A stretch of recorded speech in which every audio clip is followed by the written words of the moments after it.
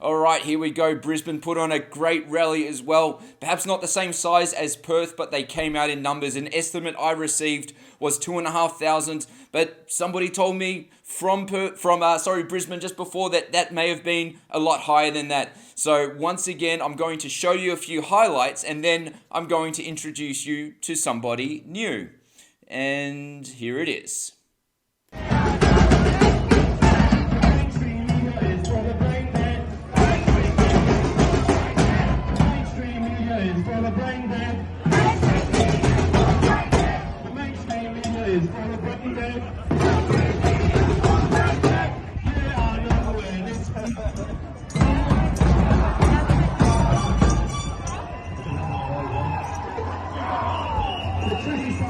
They're coming, girl. The border. Open up the borders. Open the border.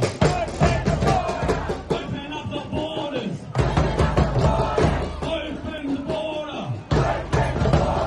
Open up the borders.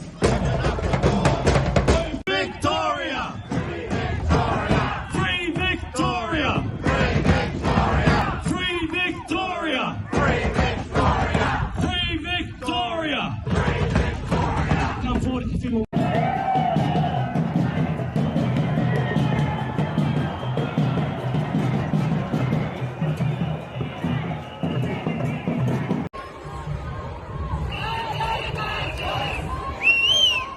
Absolutely awesome work, Brisbane. Good on you. Keep exercising your rights. Keep standing up, and I believe that in the end, good will prevail. Alrighty, now, ladies and gentlemen, I have another interview for you. Let me just pull it up for you in just a second. Alrighty, so I'd like to introduce you to somebody new on MCJ Report, Bridge Walker. Bridge was there on the ground, and she kindly put her hand up to jump on MCJ Report to give a recap. That's right. Now, Bridge has a really interesting story that I wanted to share with you before we get started. She comes from aged care, from the private sector, and she was actually stood down from her job before COVID because they wanted to mandate the flu vaccine. Now, Bridge said that she shouldn't be forced to take a jab if she doesn't want to. She lost her job and she actually became homeless. She's fought her way back and she's standing up now, stronger than ever before, still standing for freedom, representing Australians' rights to choose what they put in their body. She's been conducting some independent journalism work on the ground. So we're absolutely delighted to have her on MCJ Report giving a Brisbane recap. I've got a video here. It goes for about 5 minutes. I'm going to play it for you right now. All right, ladies and gentlemen, we are joined here today by Bridge Walker from Brisbane. Bridge, welcome to MCJ Report. It's great to have you here. Now, let's get stuck straight into it. You had a great rally on Saturday, a rally for freedom. Would you mind just talking to us a little bit about the crowd size and the energy of the event? Sure. Thanks for having me too, Morgan. I really appreciate it.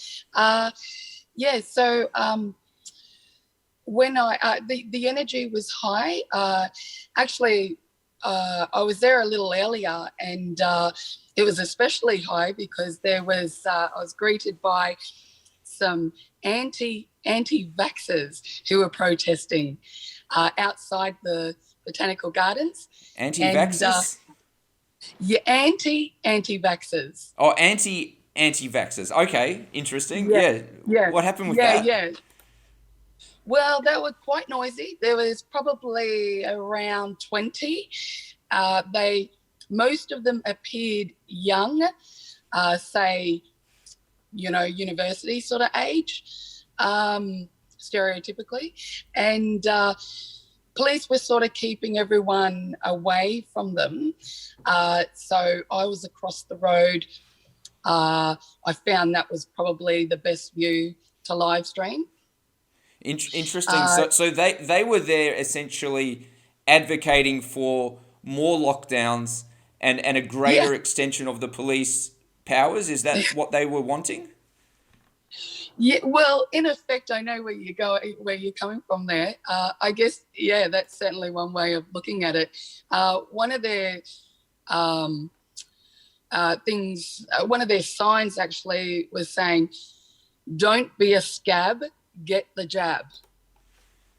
Okay. So they're pro pharmaceutical corporation sort of advocates. Interesting. I think they may be popping up in a few different cities. So talk to us about the rally. What's your estimate on the crowd size? Yeah, I would say roughly 2,000.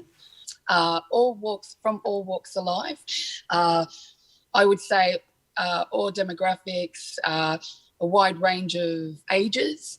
So you had some kids that were there, and then you had some, people in their 60s there as well. So, and everything in between. And the energy was it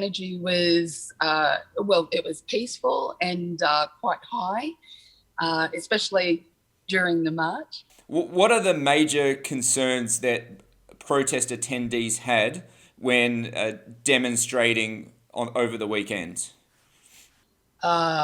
Just the corruption, like the mass censorship of mainstream media.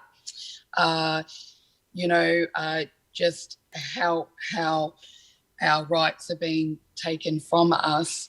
How the government's just increasingly really dictating to us what we can and cannot do.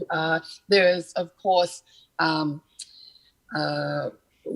signs regarding medical, our right to choose medically, what goes. Oh, actually, there was a lot more this time, I would say, about work-related mandates with workers, essential workers having to vaccinate. So, yeah. Perfect. Yeah. Well, we've definitely seen a huge erosion of our rights under this guise of healthcare, and we see people rallying all over the world. Right, when we're here in Melbourne, when we're not getting beaten down by police, we have thousands upon thousands of people in the streets when they feel it's safe to go out and rally. So now, before we wrap it up, did you have any final words for the country? Hold the line, guys. More and more, I'm hearing that loved ones are getting vaccinated, and if you've chosen not to, be strong, hold the line, know why you're doing it. Absolutely. You heard it at home, guys. Hold the line. Bridge Walker, thank you very much for your time. Thank you. Thank you.